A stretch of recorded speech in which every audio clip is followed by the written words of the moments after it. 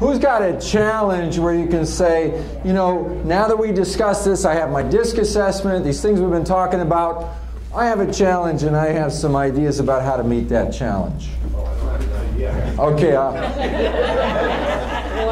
I'll see if I can help you. We'll go on a journey together. Okay. What's your name? I'm Jim. Jim, okay. In the style that we sell and in the atmosphere, it's something that you have to determine very, very, very quickly as far as what that customer is. Yeah. And is there any particular magic pill that you can get that type of information out within maybe the first minute? Yeah. Yeah, well, you know, you've got to engage them in some dialogue. So you've got to, can you do it in a minute? That's pretty tough. You've got to get a little bit further. So it's going to be important for you to have some ways, some techniques that will engage people and get them to listen to you long enough, establish enough credibility to actually enter a conversation. And then what will happen is it will unfold. The first thing is pace. That's always the first thing I look for. Are they fast-paced? Are they slow-paced? And I try to, in developing rapport, to match my pace to theirs. If they're talking fast, I'm going to talk fast. If they're talking in sort of a hard-hitting, kind of bottom-line way, that's the way I'm going to talk to them, because that's how I establish credibility. If they're much slower and they're much, you can tell when people are more feeling-oriented and so forth, I'm going to go into that space. So what you're trying to do is to match the pace initially so that you can go with them. And as you move through it, you're going to change the pace just slightly so that you can get into the lead. So you don't necessarily have to say, oh, this is a D, this is an I, this is an S, this is a C. You use pacing as a method. And so that would be the first thing that I would use. And then, you know, there are other things. I'm going to give you some more slides in a minute that maybe you can use in order to help to determine that. But for example, are they a person who is in a hurry and they're trying to get you off the phone and they really don't care about your feelings that much? They seem to be pretty good at getting rid of people on the phone. Okay? I'm going to spot that right away. That's easy to tell. Well, those people, I've got a whole way that I'm going to deal with them because I'm going to deal with them like a D. And you know, if I use a really soft approach with them, I'm sunk because it's just not going to go anywhere. I'm going to have to be strong. I'm going to have to give them a compelling statement that gets their attention, something that breaks this, because they are on a journey to get rid of me. If I don't watch out, I'm gone. They're going to hang up the phone. So I've got to say something. I've got to have some things with punch, very direct kinds of things with them. So I think these are the kinds of things that you can develop even from some of the slides that I have and just start experimenting with. Does that make sense? Okay. Thank you. Okay, somebody else have a challenge. I had a question to piggyback off of Jim. Do you think from a role standpoint, certain people's personalities or whatever can fit this based on their role, like CEOs and presidents would be more Ds or?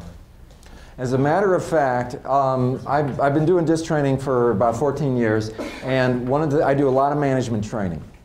And one thing that I've noticed is whenever I have managers, I have a much higher percentage of Ds in the room. That does not mean Ds are the best managers. It means they get promoted to management positions because they get results. They're bottom line oriented.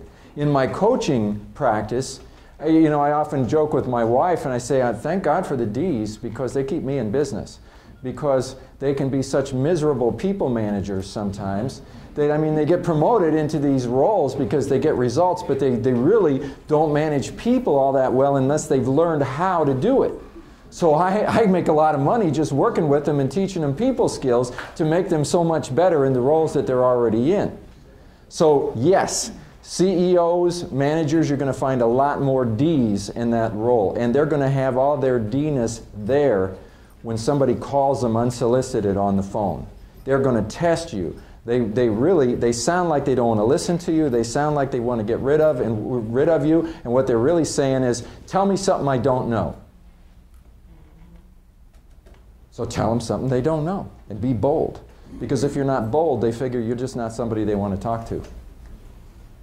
I do have a challenge, I guess. Yeah. I'm pretty C-oriented. Yeah. And I've noticed that I don't do very well with an emotional I. So if I get, and as a manager, I'll get calls where people will exaggerate. You know, I've been on hold for 2 hours, and I can see it's been like 5 minutes. Yeah, that's an I. That's an I. Or, yeah, and I was like, and they'll say, you know, I've been dealing with this for close to 2 months, and I look in the system that they've only been dealing with like a week. Yep. So these facts, I feel like they're lying to me because like you're not even telling me the truth. So how can I trust you? And so I get. You just have to reframe it. You're not lying to me. You're eyeing to me. You're eyeing to me. I think when I was coming down through this, they're looking for validation for their frustration and all their feelings. Yes. So I think I can do a better job understanding their eyes. Yeah. You know, eyes, a lot of times they have the Chicken Little syndrome. The sky is falling, the sky is falling, everything is a problem, everything is whatever. You know, and they get in a panic kind of thing, and they want to get you as emotional as they are. Well, so give them what they want. You know, that's, yeah. Oh, I see. You got to become a recovering C. You know, you got to learn how to put it on. You got to learn to get as much, you know, go there with them. It's fun.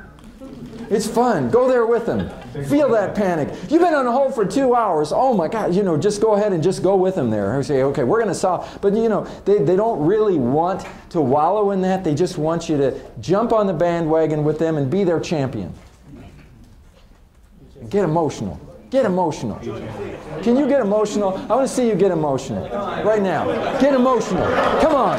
Work it up. Work it up. Get emotional. Yeah. That's what you